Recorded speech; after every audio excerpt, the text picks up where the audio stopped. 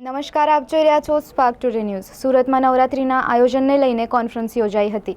નવરાત્રિના આયોજનને લઈને સુરત પોલીસનું જાહેરનામું કરાયું અને લાઉડસ્પીકર 12 વાગ્યા સુધી વગાડી શકાશે તેવી માહિતી મળી રહી છે।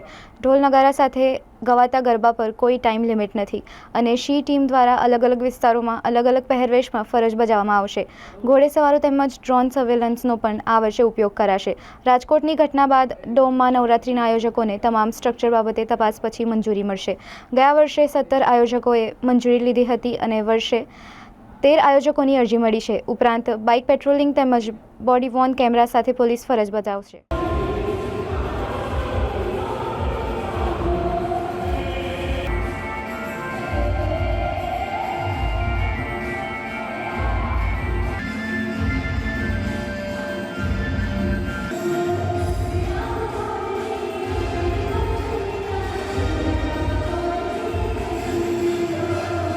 ગણપતિનો ઉત્સવ અને ઈદે મિલાદનો ઉત્સવ સુરતીઓએ બહુ જ સારી રીતે આ વખતે ઉજવ્યો। કોમી એકલાસની ભાવના સાથે આગળના આગામી તહેવારો પણ ઉજવાય એના માટે સુરત શહેર પોલીસ તૈયાર છે। નવરાત્રિનું જે આયોજન છે આપણે જાણીએ છીએ એમ કે વિશ્વના સૌથી લાંબો તહેવાર કહીએ। રાત્રિમાં ખૂબ મોડા સુધી શેરી ગરબાઓ ચાલતા હોય છે।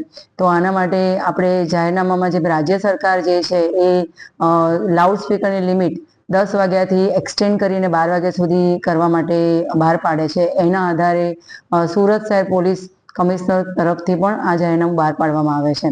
જે લાઉડ સ્પીકર માટે હોય છે, સરકારની જે નેમ છે એ પ્રમાણે શેરી ગરબાને પ્રોત્સાહન આપવા માટે શેરી ગરબામાં જે ગરબા મોડા સુધી ચાલતા હોય છે, જે વિધાઉટ લાઉડ સ્પીકર પરંપરાગત વાજિંત્ર ઢોલ નગારા સાથે વાગતા હોય તો એને બંધ કરવાની જરૂરિયાત હોતી નથી। ખાસ કરીને અવાવરૂ જગ્યાઓ જે હોય છે એની અંદર કોઈ છેડતીના પ્રશ્નો ના બને કે કોઈ અઘટિત ઘટના ના બને એના માટે અમારા બાઇક પેટ્રોલિંગથી માંડીને બોડી વોર્ન કેમેરા સાથે અમારી સી ટીમ જે છે પરંપરાગત વેશભૂષા સાથે અલગ અલગ જગ્યાએ તૈનાત રહેશે। ખાસ કરીને ઘોડેસવારની ટીમ પણ આ વખતે અમે યુઝ કરવાના છીએ। ડ્રોન સર્વેલન્સ પણ અમે આ વખતે યુઝ કરવાના છીએ। બીજી ખાસ વસ્તુ એ છે કે રાજકોટની જે ગેમ ઝોનની ઘટના થઈ એ ઘટનાને ધ્યાનમાં રાખી અને કોઈ પણ કેમ્પસ, કારણ કે સુરતની એક નવરાત્રિનું એક ખાસિયત એ છે કે એ મોટા મોટા ડોમ કે ઇન્ડોર સ્ટેડિયમ્સ જેવા બંધ બારણે એવું કહેવાય કે બંધ સ્ટ્રક્ચરની અંદર મોટી નવરાત્રિનું આયોજન થતું હોય છે। તો એની કેપેસિટી કેટલી છે, એની પાર્કિંગની કેપેસિટી કેટલી છે, એમના ઇમરજન્સીના પ્લાનિંગ શું છે, એમના ફાયરના પ્લાનિંગ શું છે, ઇવેક્યુએશન પ્લાનને ધ્યાનમાં રાખી અને એમને મંજૂરી આપવામાં આવશે। એમનું સ્ટ્રક્ચર જે છે એના સ્ટેબિલિટી સર્ટિફિકેટને વ્યવસ્થિત ચકાસણી કરવામાં આવશે, ત્યારબાદ જ એમને લાયસન્સ મળશે।